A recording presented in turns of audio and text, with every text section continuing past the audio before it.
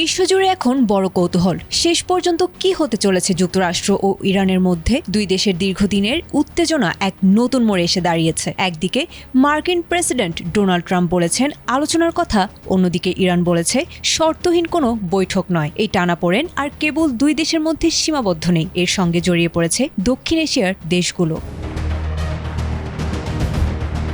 মার্কিন president Donald Trump এক সাক্ষাৎকারে ইরানকে কড়া ভাষায় সতর্ক করেছেন। তিনি স্পষ্ট জানিয়েছেন, ইরান যদি আলোচনার টেবিলে না আসে তবে তাদের এমন পরিস্থিতির সম্মুখীন হতে হবে যা আগে কেউ দেখেনি। ট্রাম্পের দাবি, ইরানের জন্য একটি ন্যায্য ও সম্মানজনক চুক্তি করার দরজা এখনো খোলা রয়েছে, তবে এই চুক্তির প্রধান শর্ত হলো ইরান কোনোভাবেই পারমাণবিক অস্ত্র তৈরি করতে পারবে না। ট্রাম্পের মতে পারমাণবিক অস্ত্রধারী ইরান পুরো বিশ্বের জন্য ধ্বংসাত্মক হতে পারে।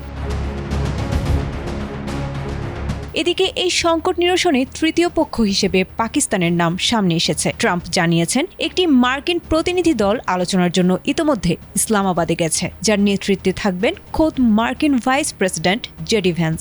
পাকিস্তান এই দুই বৈরী দেশের মধ্যে মধ্যস্থতাকারী হিসেবে ভূমিকা পালন করতে পারে বলে ধারণা করা হচ্ছে। তবে আলোচনার বিষয়ে ইরানের অবস্থান এখনও বেশ কঠোর। দেশটির পররাষ্ট্র মন্ত্রণালয় স্পষ্ট জানিয়ে দিয়েছে, আগে আলোচনার একটি সঠিক কাঠামো তৈরি হতে হবে, তার আগে নতুন কোনো বৈঠকে বসার সিদ্ধান্ত নেয়নি তারা।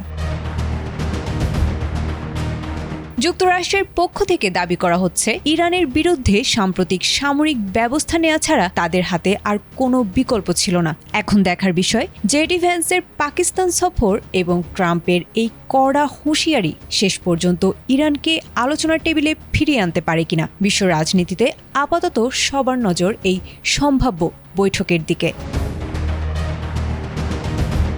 আয়েশা আক্তার, এটিএন বাংলা।